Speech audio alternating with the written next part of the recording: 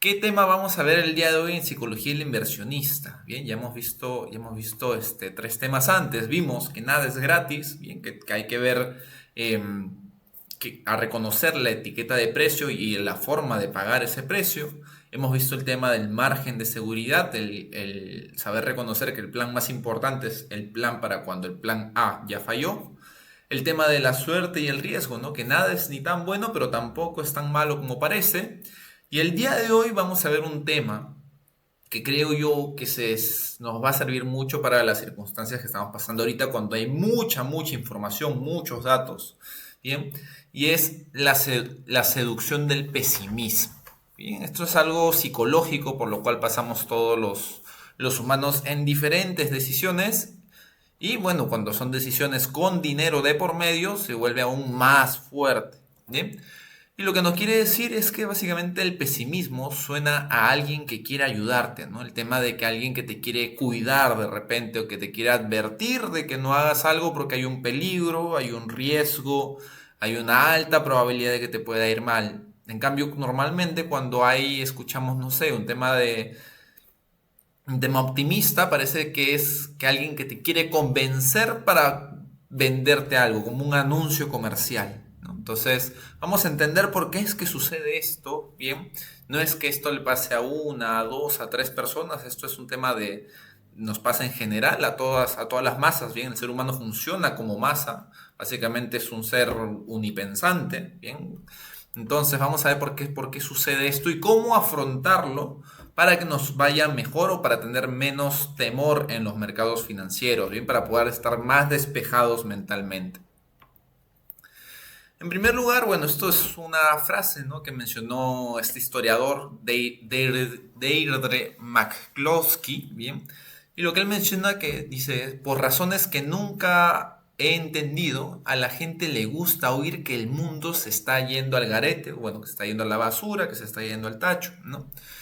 Y esto Uy, denme un segundo, que se está uniendo una persona más a la clase. Admitir. Listo.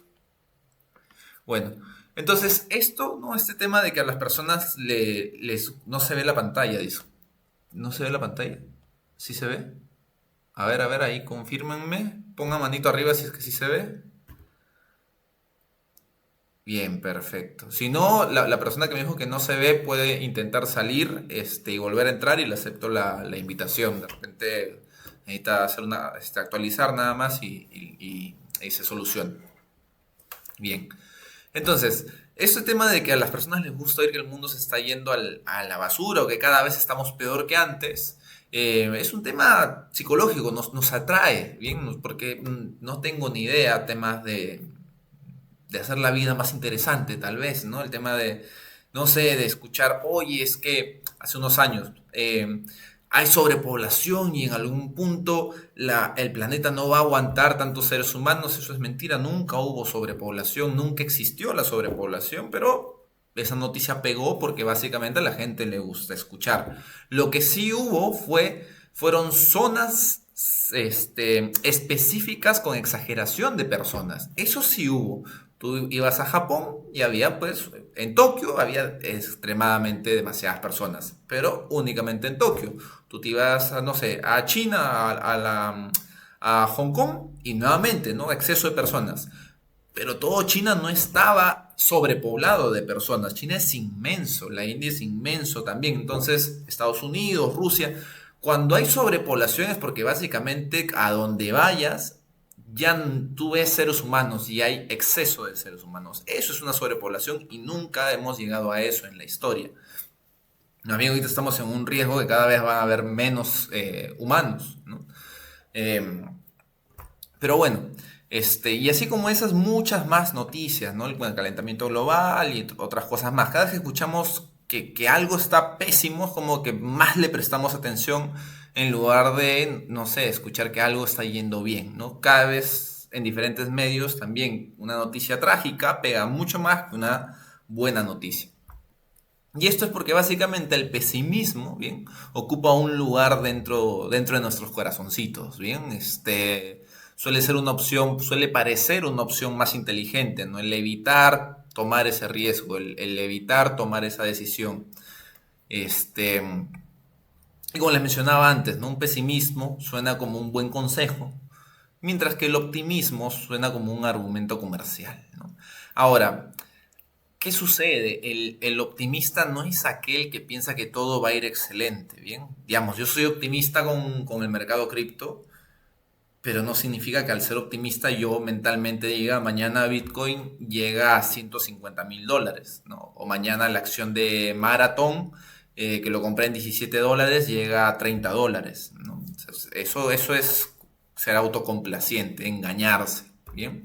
Ser optimista es básicamente creer en las probabilidades de que salga un buen resultado, ¿bien? Eso es ser optimista. Ser optimista es que el día que tú entras a una empresa y entres en un puesto bajo, aún así haces bien tu trabajo porque tú crees que en algún momento hay una alta probabilidad de que tú llegues a un puesto mayor o de que ese puesto te sirva para migrar a otra empresa, a un puesto más interesante, o cuando creas un emprendimiento, cuando escoges una carrera, cuando formas una familia, etcétera. El optimista es aquel que cree las probabilidades de que salga algo bueno, pero no niega que habrán tiempos difíciles y contratiempos, pero aún así sigue siendo optimista con el resultado final. Bien.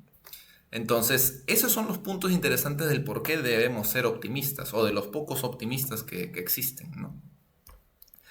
Ahora, hay un punto aquí y es que el optimismo no se toma en serio. Nunca se ha tomado en serio el optimismo y mucho menos en situaciones críticas. ¿Bien? Por ejemplo, en el 2008 está la burbuja inmobiliaria, que es una de las crisis financieras más grandes que existieron en la época actual o en la época contemporánea. Bien. Bueno, el tema ya cuando estaba acabando ese año, ¿no? Ese año trágico, ese año negro, eh, por el 29 de diciembre del 2008, básicamente los resultados que eran, bueno, el desempleo seguía subiendo, los mercados financieros cada vez estaban peor, cada vez estaban más en el suelo, y ya cuando parecía que no iba a haber otra cosa peor, o sea, cuando ya te sentías en el suelo, uno de los diarios más importantes de Estados Unidos, el Wall Street Journal, saca una nota en la cual mencionan que aún no hemos visto nada, ¿no? En esta nota, bueno, para hacer un breve resumen, lo que decían es que se acabó el poder de Estados Unidos y que en los próximos meses veremos a China y a Rusia y a otros países tomar la batuta y, bueno, la sucesión de poder, porque esto, bueno, no hay marcha atrás, ¿no? O sea, esa noticia vendió tremendamente en Estados Unidos porque, claro, es la decisión más fácil ser pesimista cuando todo está mal. Es lo mismo que cuando todo está bien ser optimista, ¿no? Pero eso ya no es ser optimista, es ser autocomplaciente, ¿no? Ver de repente a un Bitcoin a $200,000 y decir llega a 300. ¿No? Ya, eso es ser autocomplaciente. Eso no es optimista, es decir, oye, llegó a 200, tal vez en un par de años llega a 300. Eso es ser optimista.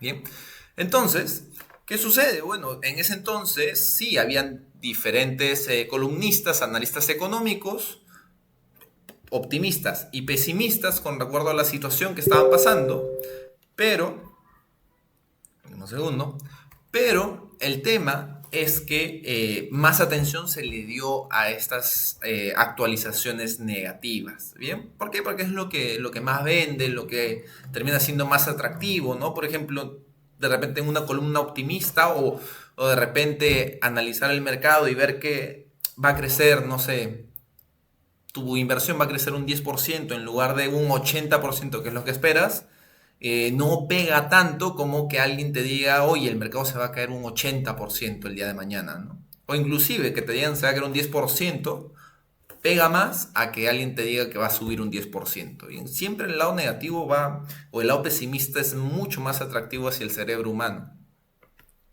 Ahora, esta es la gráfica, ustedes lo pueden buscar. Bien, este es el SP500. Y básicamente adivinen cuál es el año 2008, ¿no? ¿Cuál de todas estas velas es el año 2008? La vela del año 2008 es esta, ¿bien? Esta es la vela trágica del año 2008. Y bien decíamos que el 29 de diciembre el Wall Street Journal saca su anuncio de aún no hemos visto nada. O sea, cuando hizo toda esta caída, miren, cada vela es un año, ¿bien? Este era el 2007, 2006, 2005, 2004, 2003. ¿Qué quiere decir esto? Que la caída del mercado fue tan grande en el 2008 que el mercado retrocedió financieramente hablando, porque tecnológicamente no retrocedió, pero financieramente sí, al año 2003, o sea, retrocedió 5 años, ¿bien? Y pese a eso, todas las noticias se seguían siendo cada vez más pesimistas. ¿Qué pasó al año siguiente? O sea, al año siguiente únicamente, ¿qué pasó? Hubo la primera recuperación y lo demás es historia. Nunca más hubo un retroceso. ¿Bien? Únicamente fue tendencia hacia arriba. Claro, esto fue muy atractivo y las personas luego se habrán olvidado quién habrá escrito ese artículo. Y de las personas que fueron optimistas, pues de repente ni siquiera habrán sido reconocidas porque básicamente no era atractivo para ese entonces. Pero bueno, al final el tiempo siempre da razón al optimismo, ¿bien? ¿Y por qué es que siempre aparece este tema de dar la razón al optimismo? Pues porque el ser humano, si bien le parece atractivo lo pesimista, el ser humano interiormente es optimista por naturaleza. ¿Sí? Cuando uno se levanta, uno comienza su día, uno no despierta con las ganas de arruinarle la vida a alguien más, uno despierta con las ganas, bueno, de tener su día más tranquilo, más próspero, y por esa tendencia de masas, bien, es básicamente que uno sigue desarrollando para solucionar problemas, uno sigue creando nuevas cosas, entonces el mercado aplica lo mismo y lo que va a hacer es ajustarse. Bien, ajusta, se reajusta y nuevamente vuelve a su estado natural de equilibrio. Ahora, el tema es que, bueno, tenemos que ser pacientes. Esto es un año y hasta que llegó a recuperarse, bien pasó uno, dos, tres, cuatro, recién al quinto año llegó a recuperarse de la crisis del 2008, pero no hubo peor situación. O sea, peor situación que la del 2008 ya no hubo, no siguió bajando. ¿Tomó 5 años recuperarse? Sí. O sea, alguien que escribió aquí en el 2008 o que pensaba que en el 2008 la economía se iba a recuperar, era una persona optimista, pero era consciente que había probabilidades y que era a lo largo del tiempo, no que iba a pasar de la noche a la mañana en un mes, ¿no? Entonces, también hay que entender esos puntos. ¿Bien? Ahora, bueno, esto, como les menciono, no es algo de hoy día, ni de hace un mes, ni de hace un año, ¿no? Por ejemplo, este es otro escritor, John Stuart Mill, bueno, el siglo XIX, 1800 más o menos, ¿bien? Y él mencionaba, ¿no? He observado que no es el hombre que tiene esperanza cuando los demás la han perdido, sino el que se desespera cuando los demás albergan esperanza, el que es admirado como un sabio. Nuevamente, ¿no? O sea, muy pocos recuerdan al que fue optimista en el momento más negativo, pero es muy probable que muchos recuerden al que fue negativo en un momento optimista. Ambos pueden haber llegado a tener la razón, bien. Digamos que alguien que te dijera, oye, compra Bitcoin en $20, bien,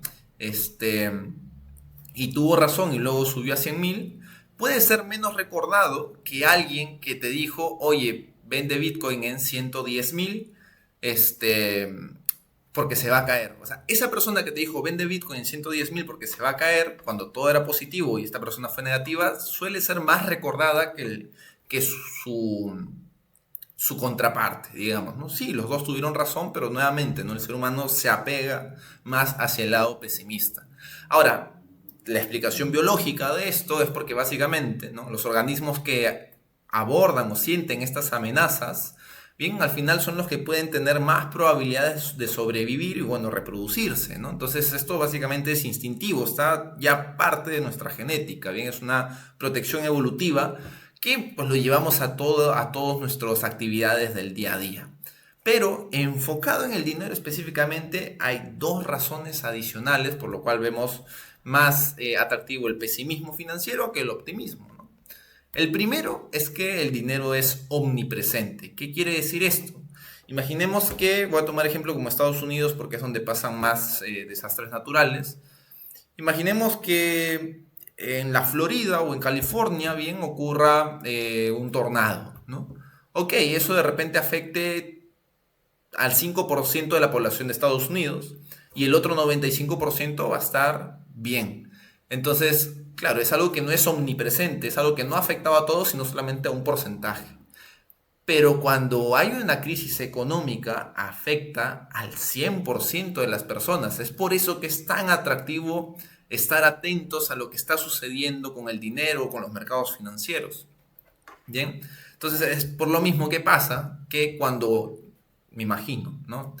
El mercado sube un 3%, un porcentaje al azar, imaginemos que es el de acciones, bien, donde estos porcentajes suelen ser más valorados que en el de cripto, porque en cripto, pues digamos, un 10, un 15% lo solemos ver subidas y bajadas constantemente, pero bueno, imaginemos un cripto, un 15%, imaginemos una subida del mercado de un 15%, pues sí, se va a mencionar, pero va a ser muy superficial.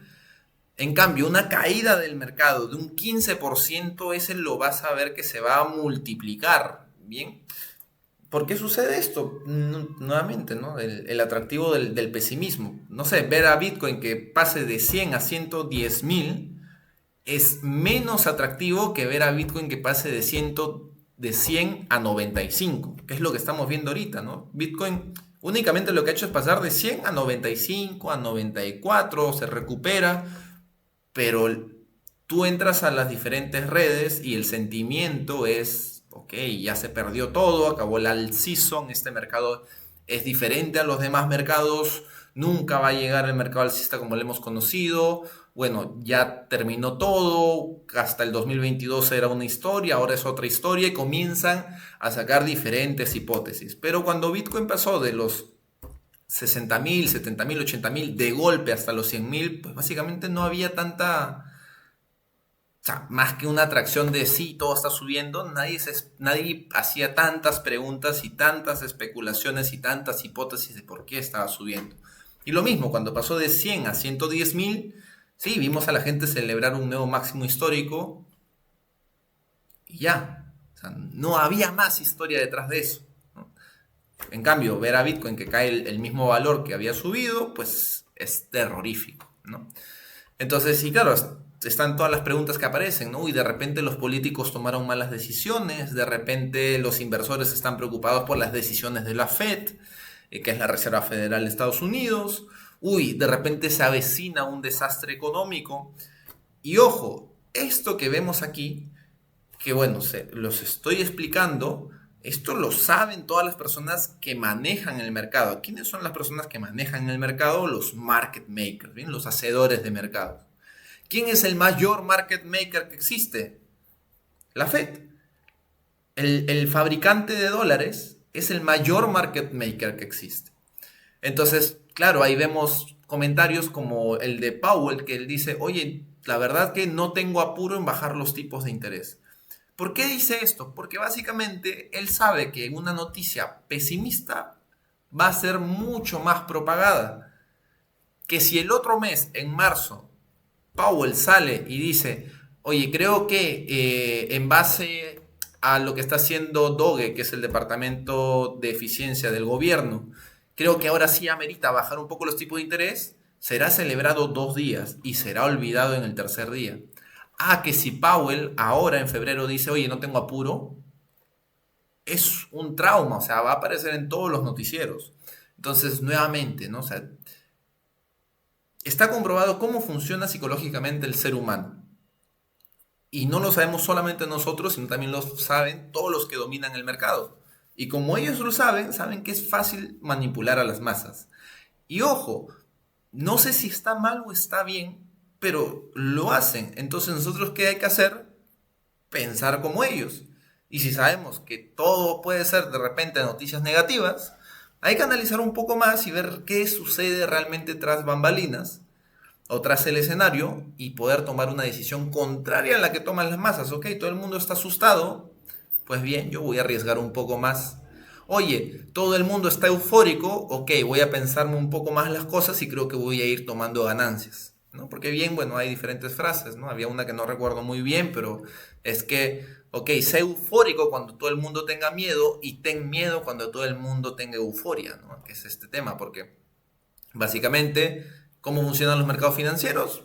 Es mover el dinero de las masas hacia los que manejan el mercado, básicamente. Esa es una de las funciones principales de los mercados financieros. Ahora, nosotros estamos aquí porque, bueno, salimos de las masas, pero queremos estar del otro lado y poder llevarnos una tajada de esa torta, ¿no?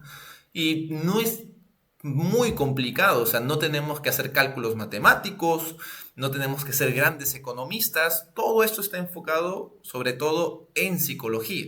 Y sabiendo esto, pues podemos tomar de repente decisiones mejores a lo largo del tiempo, ¿no? No digo que el día de mañana todos seamos expertos, pero esto nos puede ayudar a entrenarnos un poco más cada vez. Ahora, ese es uno. Bien, esto es lo del dinero es omnipresente. El otro es el tema también de, bueno, los tan famosos analistas financieros, ¿no? Que cada vez uno cree menos en ellos. El pesimismo a futuro. ¿Qué sucede? Los analistas financieros que son pesimistas, ¿bien? Suelen extrapolar. ¿Qué quiere decir? Suelen llevar los datos de tendencias actuales al futuro. Nuevamente, esto es algo que pasó en el 2008. Bien, vamos a resaltar por qué, porque esa fue la peor época financieramente hablando y vemos cómo el sesgo optimista sigue triunfando aun cuando es la peor época. En el 2008, bien, básicamente, ¿qué sucedía? Se comenzó a pronosticar que China para el 2030, estando en el 2008, China para el 2030 iba a necesitar 98 millones de barriles de petróleos por día. Y en el 2008 se producían 85 millones de barriles al día en todo el mundo. ¿Eso qué quiere decir? Que en el 2030 China iba a consumir más él solo, sin contar Estados Unidos, Rusia, la India, etcétera. Solamente China iba a consumir mucho más petróleo de lo que se produce diariamente a nivel global. Entonces, ¿cuál era la hipótesis de los analistas? Era que se acabaron las reservas de petróleo. No va a haber más reservas de petróleo. Este análisis pegó tanto, ¿bien?, que ese mismo año, antes de que ocurriera el gran crash, llevó al barril de petróleo a $138, que si vamos, bien, desde el 2001 al 2008 pasó de $20 a $138, ¿bien? Ahora, ¿qué ocasionó esto? Oferta y demanda. Básicamente, si están pagando más por un activo, entonces yo como empresa que extraigo petróleo, ahora puedo gastar más en buscar pozos de petróleo que antes que antes no se me eran, no, que antes no se me eran. Pues problemas con el español. Bueno, repitiendo. Ahora, con el precio del barril de petróleo a $138, básicamente las empresas pueden invertir más en llegar a pozos de petróleo más profundos que de repente antes no eran rentables a $20. Entonces, claro, estos puntos, de repente estos analistas pesimistas no lo tienen en cuenta. ¿Por qué? Porque ellos lo que están haciendo es extrapolan tendencias actuales, o sea, llevan tendencias actuales igualitas, tal cual como están, a 5 o 10 años adelante. No ven todos los cambios que pueden haber en toda esa línea de tiempo. ¿Qué sucede cuando algo está más caro? Cuando pagan más por algo, pues te esfuerzas más por conseguirlo, porque ahora tienes más dinero, ¿no?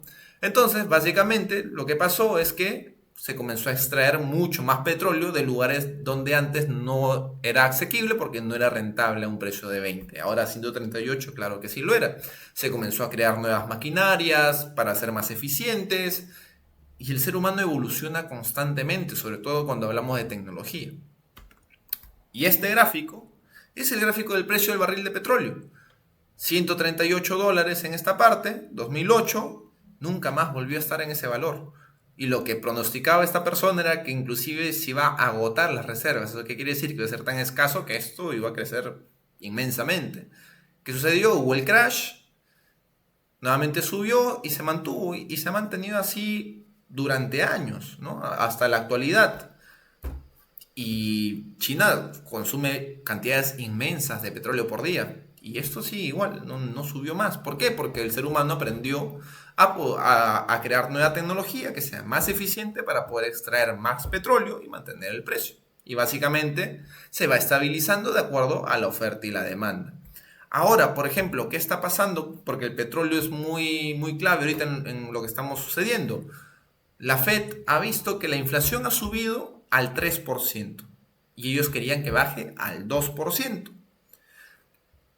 Entonces ellos lo que van a hacer es no bajar los tipos de interés. ¿Qué hace del otro lado Donald Trump? dice, ok, toda nuestra economía, ¿de qué depende? ¿Cuál es uno de los productos más importantes? El petróleo. Del petróleo salen muchas cosas. Entonces, como del petróleo salen muchas cosas, básicamente, si yo como Estados Unidos comienzo a producir mucho, mucho, mucho más petróleo, voy a hacer que las cosas bajen de precio. Si las cosas bajan de precio, ¿qué sucede? La inflación baja. Y si la inflación baja, ¿qué sucede? La Fed baja los tipos de interés. Y si bajan los tipos de interés, ¿qué sucede? Comienza a haber más dinero en la economía y los mercados vuelven a subir. ¿Bien? Entonces, al final es todo como una pieza dominó. ¿Bien? Por eso, bueno, es muy importante este departamento que creó Elon Musk en Estados Unidos, ¿no? Que es el Departamento de Eficiencia Gubernamental. Entonces, vamos pasando siempre a las reglas de oro, bien, que es con lo que solemos cerrar las clases, bien, la primera mitad de las clases. Estas van a ser las últimas reglas de oro. Eh, Primero, ni las circunstancias extremadamente buenas ni las extremadamente malas se mantienen en esa fase extrema a lo largo del tiempo. Siempre la oferta y la demanda los llegan a equilibrar tarde o temprano. Bien. ¿Qué más? Suponer que algo malo va a permanecer, pues es lo más fácil de hacer, ¿no? O sea, o suponer que algo bueno va a pasar también es lo más fácil que hacer, ¿no? O sea, eso es muy, muy sencillo. Pero al final, viendo lo malo, todas las amenazas que hacen al ser humano, pues básicamente lo incentivan a producir soluciones de la misma magnitud. ¿Bien? Y también del otro lado, ¿no? Por ejemplo, tener grandes expectativas, como lo que pasó con Donald Trump, que todo el mundo está eufórico, el tema de, ok, Donald Trump asume la presidencia el 20, del 20 hacia adelante nos vamos al infinito y más allá. Sí, subieron muchas cosas, pero ¿qué sucedió? Las personas tuvieron expectativas muy grandes y cuando vieron un crecimiento interesante de su portafolio, al tener sus expectativas mucho más grandes, no lo valoraron. ¿Qué pasó después? El precio regresó a los valores que no estaban desde noviembre del año pasado. Entonces, claro, sí hubo un efecto positivo, pero las expectativas eran tan grandes que cuando ocurrió este efecto positivo en el mercado, la mayoría de personas no lo apreció. Y al no apreciarlo, no tomó las ganancias debidas, ¿no? O bueno, ganancias parciales, porque recordemos que todos son probabilidades, ¿no? Pudo haber existido también un escenario en el cual el mercado hubiera explotado y el que hubiera vendido en ese momento se hubiera quedado sin nada. Nuevamente, todo está en base a probabilidades. ¿Qué significa esto? Que tomar ganancias parciales es una de las mejores decisiones que existen porque vas promediando tu precio de venta. ¿Bien? Y lo otro también que es interesante y se está aplicando mucho a lo que vemos ahora es que el progreso va despacio. Va despacio para que no le presten atención. Pero los contratiempos ocurren de forma brusca para que así los querramos ignorar, no podamos. Y eso lo vemos aquí, ¿no? Esto es el progreso. 2009, 2010, 2011, 2012, 2013. 5 años tomó para recuperar el mercado y siguió subiendo. ¿Esto qué? Esto es progreso. Pero ¿qué sucede? En el camino del progreso hay contratiempos y el contratiempo ocurre de forma rápida, ¿no? 2008, 2022, que es este de aquí. Bien. Esta es la pandemia con esta caída que estuvo y luego se recuperó rápidamente.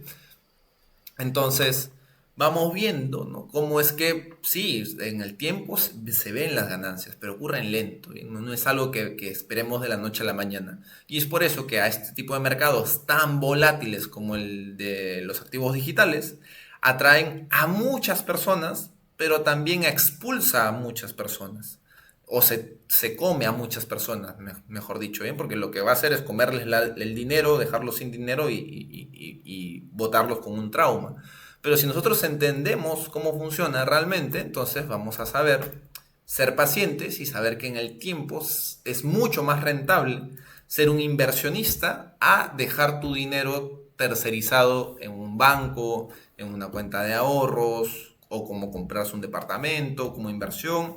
Ser inversionista en activos digitales es mucho más rentable en el tiempo, siempre y cuando pues conozcamos en qué estamos invirtiendo. Bien, ahora sí hemos llegado a la mitad de la clase y se pasó volando el tiempo. Vamos a hacer el sorteo, bien. Eh, no sé si esto se comparte, si no lo... Ah, no, ya, perfecto. Deme un segundo que también voy a añadirlos a todos los que están conectados ahorita como una oportunidad más para ganar. Deme un segundo. A ver, vamos colocando. Y ahorita les comparto pantalla también para que todo el mundo lo vea. Uy, casi coloco mi nombre también. A ver. eh,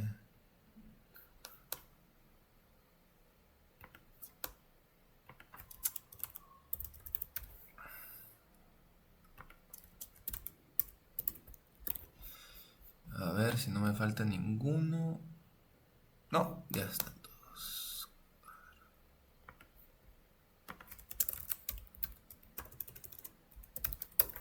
Listo, ahora les comparto pantalla.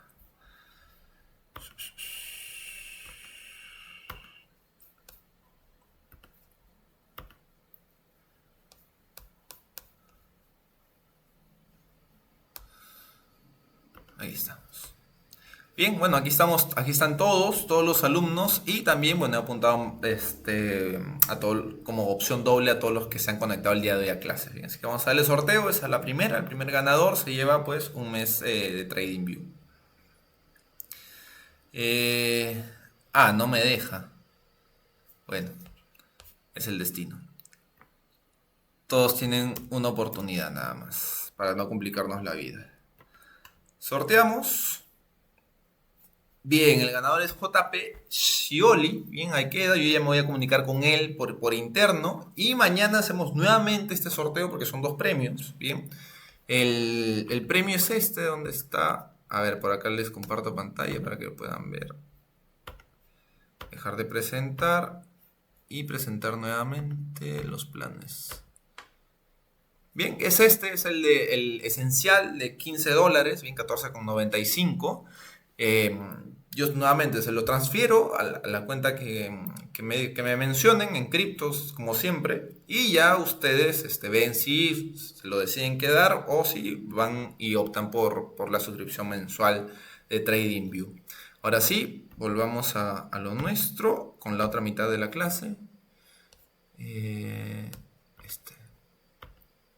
Bien. Como les decía, esta es una herramienta conocidísima por todos. Igual pónganme una manito arriba para saber todos los que conocen esta herramienta. A lo mejor estoy suponiendo mal. Vamos a poner aquí esto. Uy, alguien se quiere unir a la llamada. Listo. Yo entiendo que ustedes ya conocían esta herramienta o nunca antes la habían visto. O sea, háganmelo saber, porfa, si no para ir con más detalle y no correr tanto.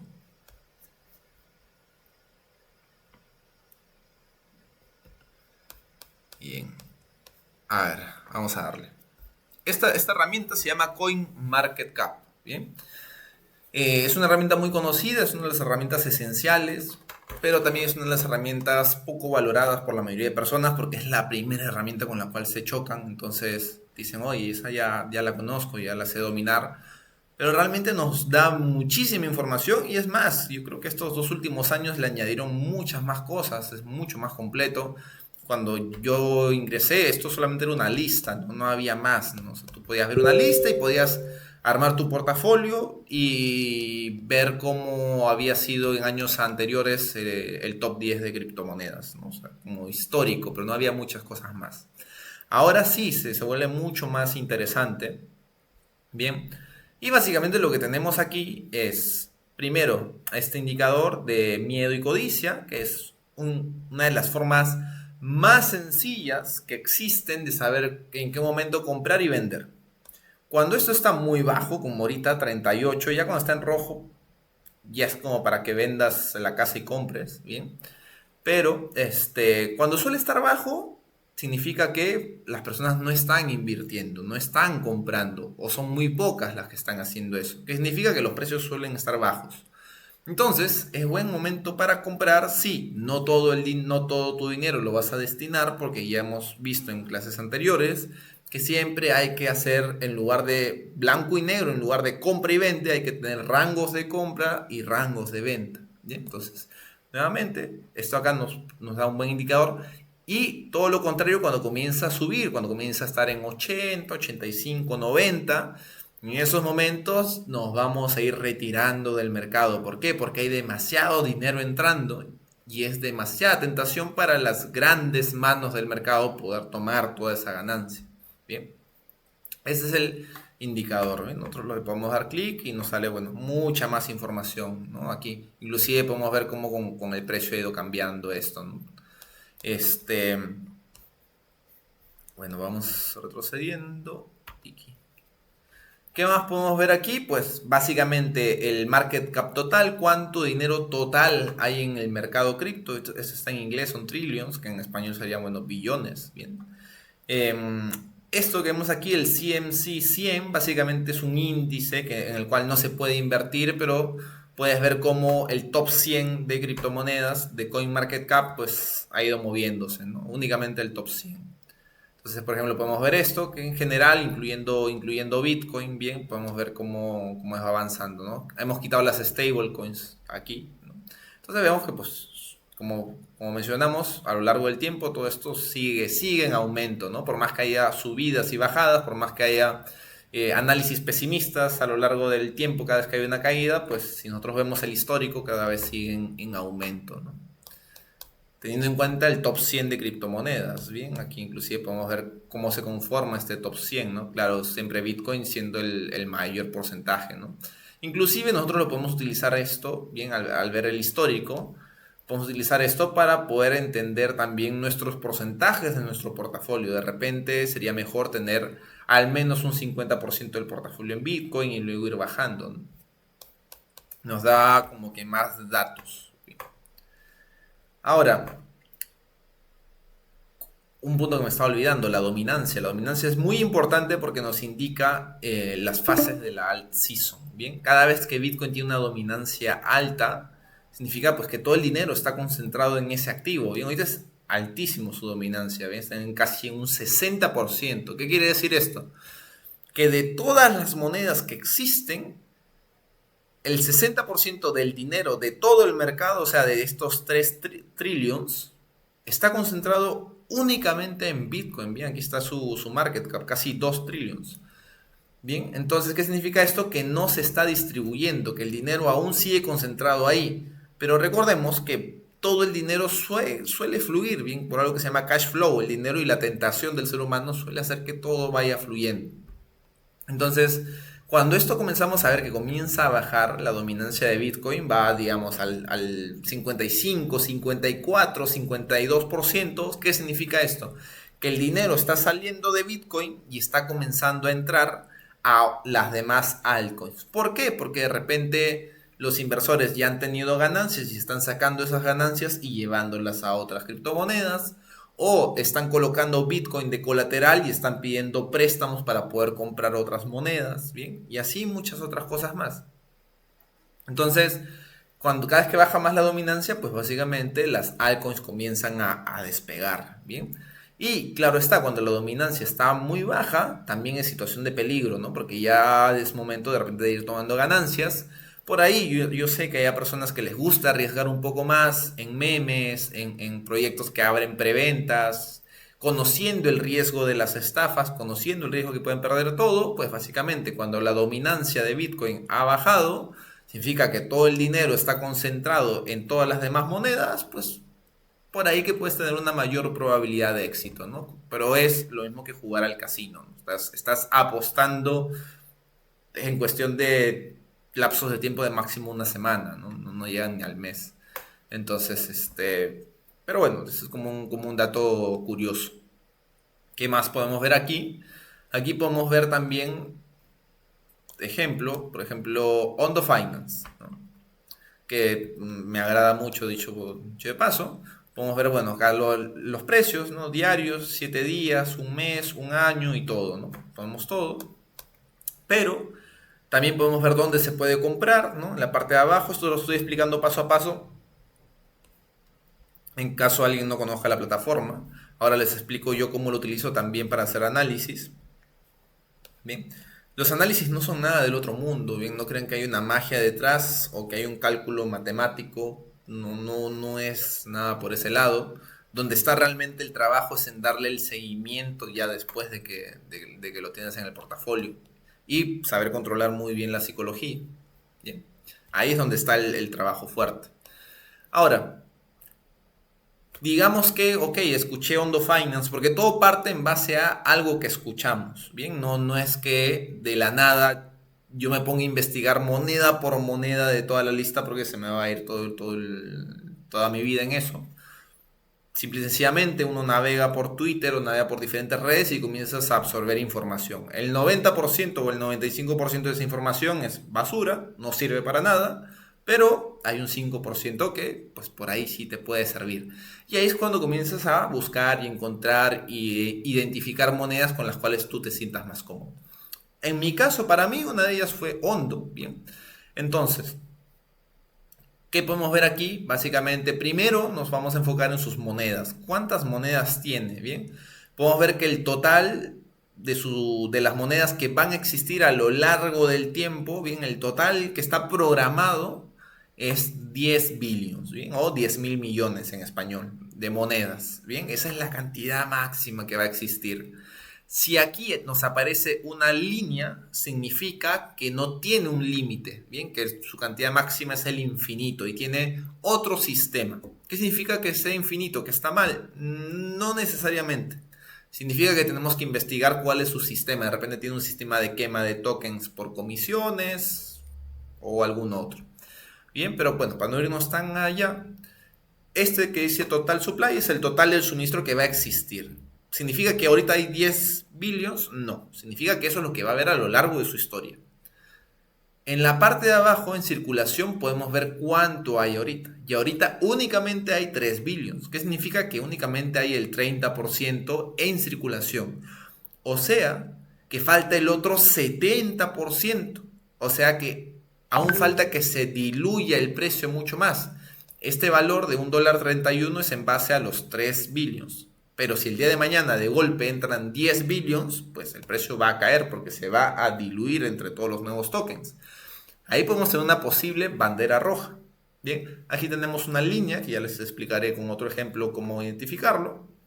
Bien, entonces ya sabemos eso. Ahora, ¿cómo sabemos cuándo se van a desbloquear o cuándo van a salir al mercado esas otras monedas? Aquí tenemos, en algunos proyectos nos sale esta opción de Token Unlocks. Nos vamos aquí y en la parte de abajo nos va a aparecer esto. Las fechas en las cuales ya han sucedido los desbloqueos y en los que van a suceder. Ondo Finance ya tuvo su desbloqueo este año, que fue aproximadamente por ahí en enero, bien, 12 de enero aproximadamente, bien, y de aquí no hay otro, o sea, esos 3 billions se van a mantener durante todo el 2025 hasta llegar a enero del 2026. Esto nos calma un poco esa bandera roja de decir, ok, entonces, si yo voy a hacer una inversión en Ondo, la voy a hacer, digamos, en un periodo de tiempo menor a un año. ¿Bien? ¿Por qué? Porque cada vez que hay un desbloqueo de monedas, pues sí es una suma grande, ¿no? En total se espera que con la siguiente lleguen a un total de casi 7, o sea, a 6 billions, o sea, duplique la cantidad de tokens que existan. Bien, entonces, y lo mismo pasó aquí, ¿no? Por ejemplo, aquí, inclusive antes, en el 2024, eran 1.5 y lo duplicó a 3, ¿bien? Pero eso ya salió. ¿Qué significa? Que ahora, pues, ya es una forma más segura en base a esto, ¿no? Y aquí tenemos las fechas exactas también cuando va a ocurrir. Ahora, también nos puedes sugerir, si queremos ser más arriesgados, el tema de especular a la baja y abrir una posición en corto, ¿no? Pero eh, ya estamos tomando más riesgos porque a veces estos proyectos, ¿qué hacen? El día que van a desbloquear una cantidad tan enorme, sacan una noticia de igual magnitud para contrarrestar eso con el ingreso de dinero de más inversionistas. ¿Bien? Entonces, bueno, estos son puntos claves. También otro punto por ahí, si quieren verlo, es básicamente cómo están ubicados los tokens, ¿no? Ellos, bueno, mencionan aquí que para el ecosistema, ¿no? Han destinado el 50%, para su comunidad pues el 2%, para desarrollo de proyectos el 33% y la venta privada, que supongo que habrá sido para fondos de inversión, el 13%, ¿no? Y nuevamente aquí podemos ver cuánto ha sido desbloqueado y cuánto se mantiene bloqueado. Entonces aquí tenemos más información, ¿no? Ahora, con esos datos, de repente ya nosotros decimos, ok, oye, mira, como que estoy más tranquilo. ¿Qué más podemos ver aquí? Pues podemos ver también la capitalización de mercado que tiene en estos momentos. Tiene 4 punto algo, 4 billions, ¿bien? Entonces decimos, ok, tiene 4 billions. Si nosotros especulamos que el valor de este token, que está en $1.3, decimos, ok, yo lo quiero comprar, pero únicamente me interesa, más allá de su tecnología, más allá de los partners que puedan tener, yo lo quisiera comprar únicamente si puede ser capaz, porque su máximo fue $2, únicamente si puede ser capaz de llegar a $2.60, digamos, que sería el doble del precio que tiene en estos momentos. ¿Lo puede hacer o es descabellado pensarlo? Únicamente como es el doble, ¿no? Nos vamos a los 4 billions y decimos, ok, el doble es 8. Y si tiene 8 billions, básicamente, bien, si nosotros vamos atrás, buscamos dónde están los market cap de 8 billions, ¿no? Vamos bajando, 10, 10, 10, 9, 9, 8. Comenzamos a encontrar a Hyperliquidity, que es una especie de broker descentralizado. Bueno, no descentralizado, sino en blockchain. Bueno, tenemos Hedera, tenemos Polkadot, Bitget Token, Bitcoin Cash, Ethena. Decimos, es posible. Vemos proyectos muy similares, inclusive como Ethena, que han llegado a esa zona. Bueno, este está en 5. Bien, pero en la zona de 8, pues podemos ver que no es algo descabellado de pensar.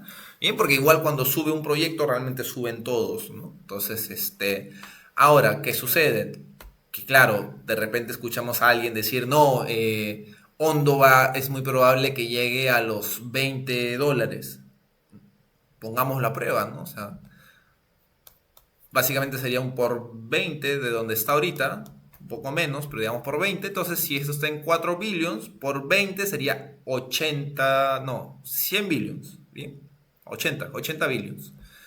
Entonces, vamos a ver en qué puesto estaría 80, ¿no? Básicamente estaría pasando a USDC, casi pisándole los talones a Solana. Ya es un poco menos creíble. ¿Bien? ¿Por qué? Por toda la trayectoria, por el número de ecosistemas que tiene la blockchain de Solana frente a la de Ondo Finance. De repente sí, a lo largo para el siguiente ciclo de mercado, de repente veamos a un Ondo Finance en 80, ¿no? Pero en este es menos probable que eso ocurra. Entonces, también nos ayuda a tener targets de precio mucho más razonables. ¿Qué más podemos ver con esto de aquí? Pues básicamente ya vimos todo lo que es las monedas, ahora nos toca lo más importante, ¿no? Que es básicamente entender qué es Hondo Finance. Entonces podemos ir directamente a la web, que es lo principal, lo que debemos hacer. Bien, nos redirige a la web. Uy, ¿cómo le hago para que cuando yo cambie de ventana ustedes también puedan ver? A ver, déjenme un segundo. Dejar de presentar. Presentar por ventanas. Ya está. Y me perdí. ¿Dónde está CoinMarketCap aquí? Bien, entonces pues, se abrió esto acá. Directamente CoinMarketCap nos lleva a todas las webs de todos los proyectos. Bien, como para no caer en falsas páginas web. ¿Qué pasamos? Podemos entrar, comenzamos a ver, ok, es un proyecto enfocado en la era financiera, que esté en blockchain. Bien, podemos leer cosas de su blog, por ejemplo. Nos vamos a Read Blog. Y podemos ver muchos más datos, ¿bien? Todos estos son datos del mismo proyecto, o sea, no es de un tercero, ¿bien? Entonces podemos verlo, están con las fechas, bueno, 2023, 24, 24, no está muy actualizado, de repente no podemos obtener mucha información por este lado, ¿bien? Hay otros proyectos que sí lo mantienen más actualizado, ¿ok? Salimos, podemos, podemos seguir buscando, ¿no? Entonces, y vemos de repente diferentes productos que ya están ofreciendo, podemos ver de Ondo Ecosystem. Bueno, vemos con el ecosistema de Ondo Finance con que trabaja, vemos que trabaja con BlackRock y es un punto favorable, vemos que trabaja con Coinbase, también otro punto favorable, vemos que trabaja con Morgan Stanley. Para los que están en cripto, bueno, saben que Curve es una de las plataformas más grandes para el tema de liquidez de monedas estables, ¿no? Yearn Finance, Polygon, ¿no? Esta es otra blockchain. Entonces, ok, bueno, vamos conociendo un poco más. Vemos si le damos clic, bueno, creo que en este caso nos va a llevar a la página web de BlackRock. Entonces no hay mucho que ver por aquí. No hay una nota específica a la cual nos lleve. Lo dejamos ahí tal cual. Volvemos. Y bueno, podemos comenzar a indagar y buscar más información, ¿bien? Siempre tiene sus preguntas frecuentes. Siempre es importante saber cuál es la utilidad del token, bien, saber de repente en este caso, bueno, a simple vista veo que hay una DAO, entonces digo que es un token de gobernanza, bien, de repente yo lo que puedo hacer, ahora que sé que es un token de gobernanza, puedo irme a ver quiénes son sus holders y me voy, no sé, a Arkham, que es una herramienta que yo ya les enseñé hace poco, que creo que no la tengo abierta, vamos a abrirla, Arkham. Entonces voy aquí y de repente coloco, no sé, Ondo, ¿no? Ondo. Me voy a tokens, recordemos, bien. Me voy a tokens y aquí de repente yo lo que voy a ver son sus principales holders, ¿no? Y comienzo a ver, bueno, el principal holder sigue siendo el mismo Ondo y veo muchas otras redes, ¿no? ¿Qué más tengo por aquí? Bueno, este es posible de un fondo de inversión, Pantera. Y ya tengo por acá Coinbase, entre muchas otras más, ¿no? Comienzo a ver diferentes cosas, cómo se va moviendo. Por ahí que a veces puedo tener más datos, por ahí que se me hace más borroso y no tengo ningún dato. ¿Dónde está? Me perdí otra vez. Aquí está. No, este. Pero lo principal es poder entender el proyecto, ¿bien? Poder entenderlo. Normalmente yo lo que hago, en este caso no veo los documentos, suele haber una página de documentos, pero a simple vista no hay. Vamos a ver qué más tenemos por acá. La cosa es ir indagando, dando clics. Aquí está Docs. Bien. Le doy clic aquí y aquí tengo mucha más información. Ok, cómo funciona la DAO de Ondo, ¿no? En qué se basa la gobernanza. ¿Por qué me interesa esto a mí? Porque yo estoy comprando la moneda y necesito saber realmente qué es lo que le vende este proyecto a los inversionistas grandes que son los que mueven el mercado, ¿no? Entonces yo siempre me voy a la parte de los documentos, ¿bien? Vemos también las funcionalidades del token de Ondo y en base a eso, bueno, ya podemos comenzar a especular si vamos a comprar o no. ¿Qué más es bueno ver? Pues nuevamente nos regresamos a CoinMarketCap y es bueno ver también su cuenta de Twitter. Bien, vamos a su cuenta de Twitter oficial. Le damos a seguir si es que queremos darle seguimiento a este proyecto. Y aquí podemos comenzar a ver diferentes cosas, ¿no? Bueno, en este caso hay un sistema de puntos, no tengo ni idea de para qué es, tendría que investigarlo, ¿bien? Y también, bueno, por ahí parece que va a haber posibles airdrops, ¿bien? Ahora, ojo, esto únicamente tendría sentido si es que ellos lanzarían una propia blockchain. Y es algo que sí van a hacer, porque bueno, lo anunciaron hace poco, no sé si lleguemos a verlo por acá. New listing, tiki-taka. Vaya, sí que publican, no, este es 2024 ya. Ondo Finance 2024. 2024. 2024. Aquí, 7 de enero. Ah, que esta es la Ondo Foundation también. Vamos acá. Ondo Finance.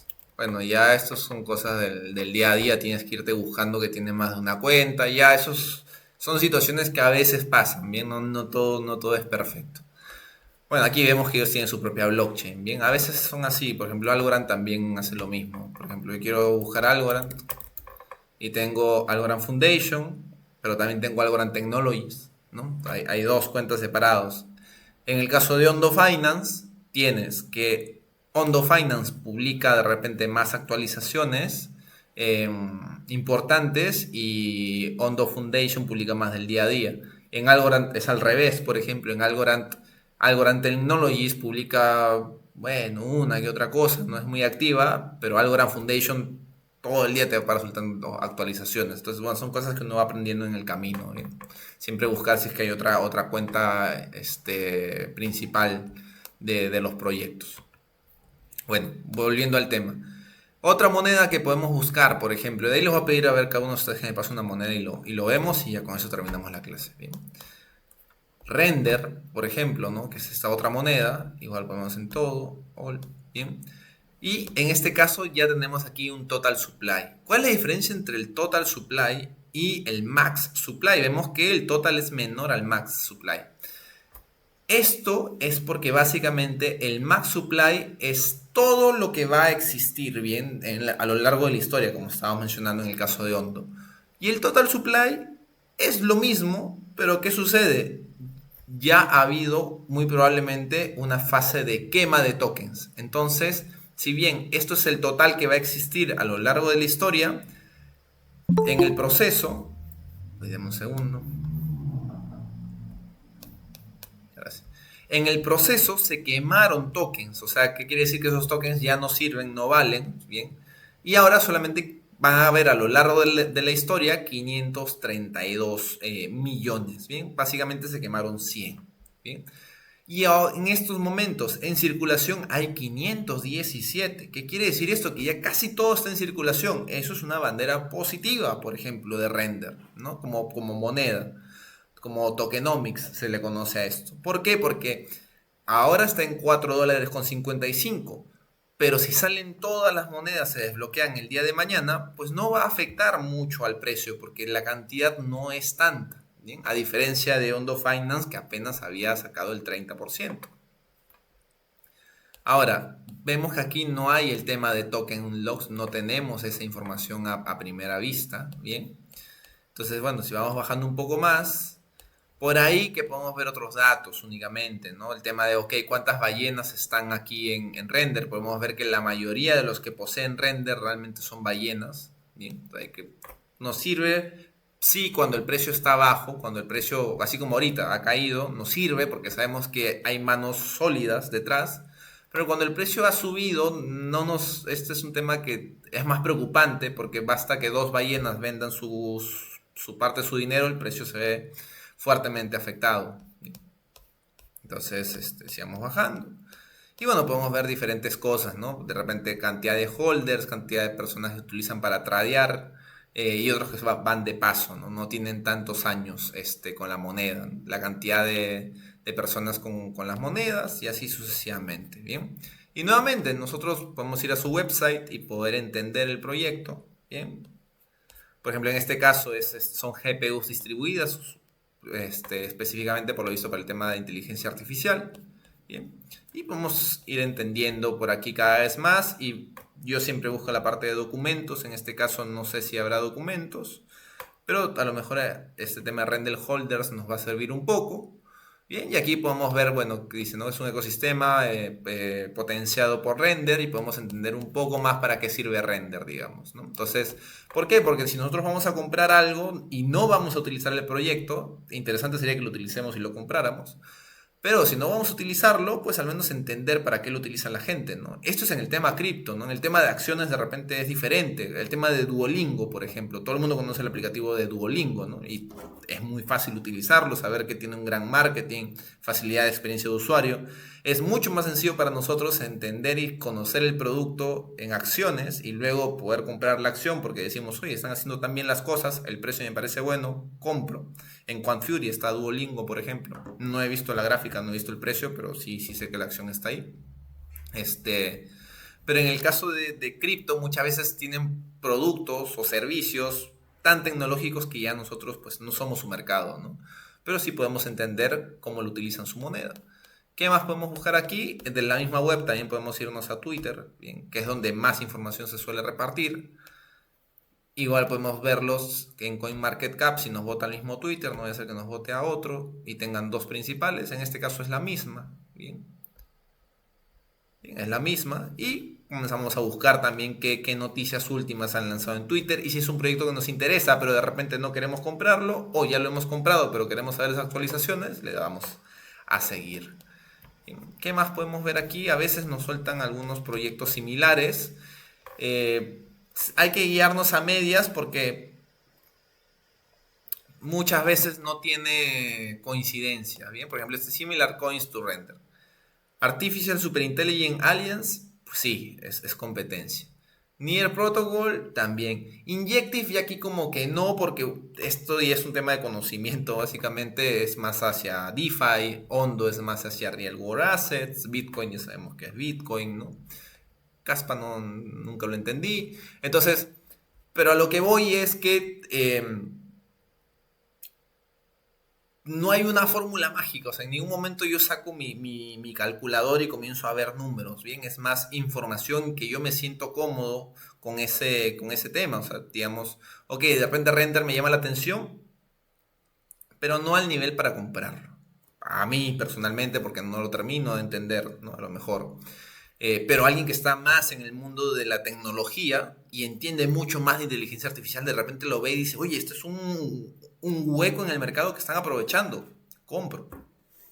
Por ejemplo, en mi caso, yo compro Hondo porque entiendo un poco más el sector financiero que el sector de inteligencia artificial. Entonces digo, oye, a mí sí me interesa.